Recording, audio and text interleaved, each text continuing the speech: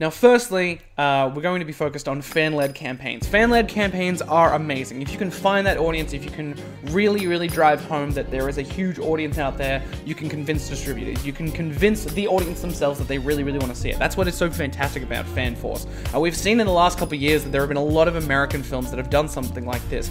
For example, the amazing film Dear White People, which started off initially as an independent film, became a crowdfunded campaign, and then eventually got picked up by massive distributors. It's now available to buy on Blu-ray here in Australia. I saw it in Melbourne a few days ago, and it's absolutely fantastic. I should pick up that film. It's really, really a lot of fun. Also, as I mentioned before, Paranormal Activity had a FanForce campaign. It wasn't the same site as FanForce. I should have done my research beforehand to know what it was called, but I'm saying FanForce is available in Australia. If you're an Australian distributor, you should be looking at FanForce. You should be building that audience now. If you have a film that comes out in a year, if you've got a film that comes out in 6 months, you should be building that fan base now, either through digital advertising or simply by just showing the film out there, hiring out a cinema. I know it costs so much money, and I realize me saying this now clearly makes it look like I have no idea how the Australian film industry works, but I mean getting the film out there is really important. Whether it's a trailer, whether it's the first 10 minutes, whatever the strongest point of your film is,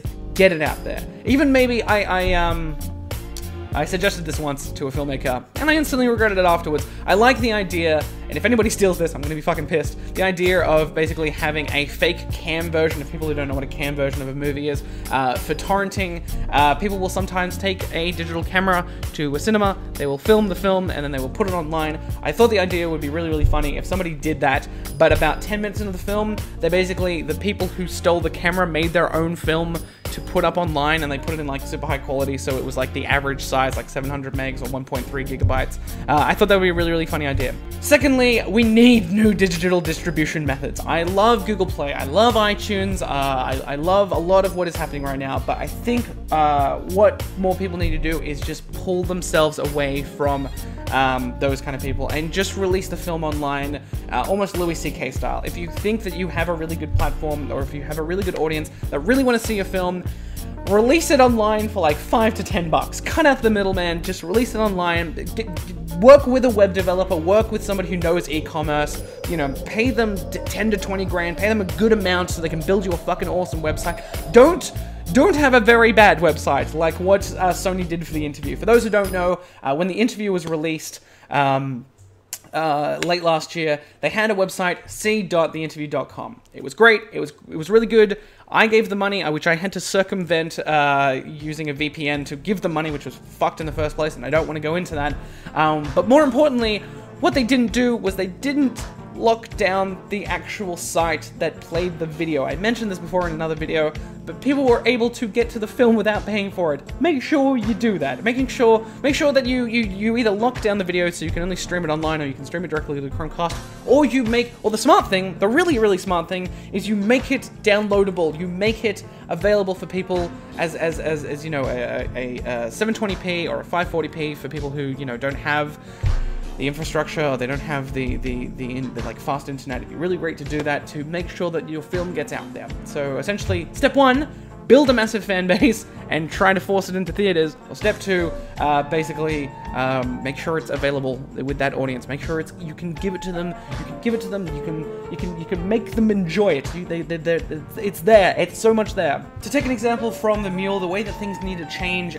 Basically, when The Mule was released, it was released straight onto video on demand on DVD, and basically it skipped the entire 4-month waiting period that is actually a part of the Australian sort of film guidelines. That basically a film cannot go directly from a cinema release to a domestic DVD launch or a home video relaunch, i.e. video on demand. Thirdly, and I feel like I'm a little bit biased about this, mainly because I work in the social media industry, but more money needs to go to digital campaigns and creative promotional material. Now, for those who didn't see these final hours, which is most of Australia, unfortunately, they had an amazing website that you could go to, which was basically the desktop of somebody who was going through the apocalypse in these final hours. It's absolutely awesome. It's still online. You can still check it out. And I thought that was so creative, but unfortunately, didn't get around to that many people, which I really, really wish it did.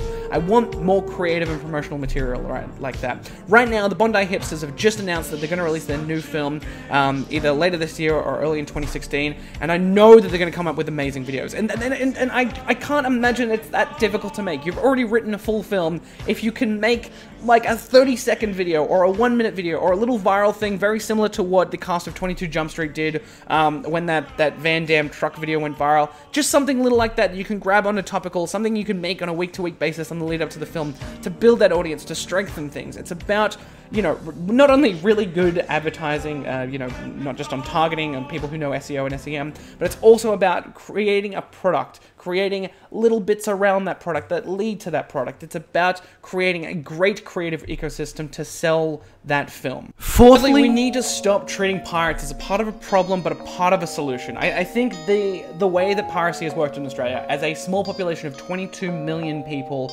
and slowly growing, obviously, is that these are people, this is an audience that really wants to see more amazing content. And I think you can actually see from the way that Australian pirates, or even people pirating Australian content, has shifted. We can see that there are so many people, literally around the world, that really want to view our content. And I think that that's something that we need to look at as a larger fundamental problem. Now, this isn't just the fact that, oh, people are pirating because they can pirate, but it has to do with what is essentially known as the Australian tax. More recently, Choice did a study that Australians were paying between 200 and 376% more than their American or even British counterparts, depending on what content they were purchasing. Whether this was something as simple as Adobe Photoshop or Adobe range of products, or even for films and television, you can actually see that there are even Australian films that cost way more to purchase on Google Play in Australia than it is in other countries. It's a completely absurd experience when we are trying to do the right thing. Like this is time and time again, this is the biggest issue that I personally have, where I've actually had to reroute an entire system to make sure that I can give money. And this comes from you know, years of being a pirate, essentially. I remember being in the early 2000s, the first CD that I ever really wanted was Macy Gray and the Black Eyed Peas, oh my goodness, request line, Jesus. And the reason I got it and I downloaded it is because I couldn't go out and buy it. I couldn't easily purchase it. There was no way in 2001 to easily purchase request line, mainly because I really liked the song, heard it on the radio, and I couldn't instantly go and do that. I really wanted to go and get it. My mum was sick, my dad was at work, my older sister was not old enough to drive, and so I just downloaded it. I just downloaded it like that, because it was simple, because it was easy, because I really wanted to do it, but I felt some mild remorse afterwards. And unfortunately, Macy Gray didn't really do that much afterwards. I actually wonder sometimes what Macy Gray is up to. Anyway, the point is that you need to make it an easy service to people. That's why I think Netflix and Stan is amazing, because they provide that content. They are able to give it at an affordable price. That is one of the biggest things. Like, being a video gamer, or just being a big fan of digital content in general, one thing I absolutely love is the fact that now we have a lot of those options, whether it's something like the Humble Bundle, or like Steam, or Good Old Games, or even distributors telling you to just pirate a film or to pirate a game because it isn't released here. The creators of Hotline Miami 2, Wrong Number, basically said that after the recent decision to refuse classification in Australia, just pirate it. We don't care. And you know what I'm going to do? I'm going to pirate the shit out of that game, but I'm going to find a way to give them money somehow. Whether that's me purchasing a copy of the original game and giving it to someone, they deserve my money, because I loved the first one. It made me really think about violence in video games and how it sort of has this narrative dissonance, but that's a whole other thing. Anyway, film! We're talking about film! Finally, let's be industry leaders. Let's make a big difference in digital distribution, not just in Australia, but around the world. Let's have more same-day releases. Let's have better methods of distribution. Let's listen to our audience. A population of 22 million isn't that difficult to listen to, even though we struggle constantly to do that. Things are changing, though. Things are getting different. Firstly, Village Roadshow, probably the biggest Australian distributor, has admitted that they've held onto films for a bit longer than they needed to. This included Australian co-produced film, The Lego Movie, which was held back for a long time before it was released, and they basically said that they would release it closer to the international release dates. Which unfortunately turned out to be a little bit bullshit when Oscar bait / biopic Imitation Game was released more than a month after its November release date in the US and UK. Also, it seems to be more associated with dedicated releases or big films rather than focusing on the little guys. I wouldn't have mind to have seen a few other Oscar contenders at the same time as the US and the UK, because I listen to a lot of podcasts and I I read a lot of reviews that have come out just at the same time, and it makes me want that film so much more. And the only way I can access it is through piracy. It is through digital distribution. Now, finally, I will leave you with a quote from Gabe Newell. For those who don't know, Gabe Newell basically created the company Valve and later helped form the distribution platform Steam. To directly quote Mr. Newell, we think there is a fundamental misconception about piracy. Piracy is almost always a service problem and not a pricing problem. For example, if a pirate offers a product anywhere in the world, 24/7, purchasable from the convenience of a personal computer, and the legal provider says the product is region locked. They say that it'll come to your country in a couple months. They basically said that you can only purchase it in a brick and mortar store or basically offline, i.e. a cinema, then the pirate service is more valuable. You basically have a service problem here in Australia, and I want us to change that. The Australian industry has come to a standstill. We've plateaued. We've reached our peak. The peak was about probably a decade ago, but we've got a point now where we can change things. You already have the statistics that basically your audience is online. Why not give them a chance? Why not make a difference now so that in a couple of years' time, yes, you have the money, yes, you'll be making millions, but more importantly, you'll be servicing an industry, you'll be servicing an audience, you'll be servicing film buffs who want to see your film, especially if it's an amazing film. If it's a genre film that is crazy good, like Wormwood, or it's a dark comedy that is amazing, like The Little Death, or like The Mule, or it's just a fucking awesome movie like These Final Hours. We can make a difference here, is what I'm saying.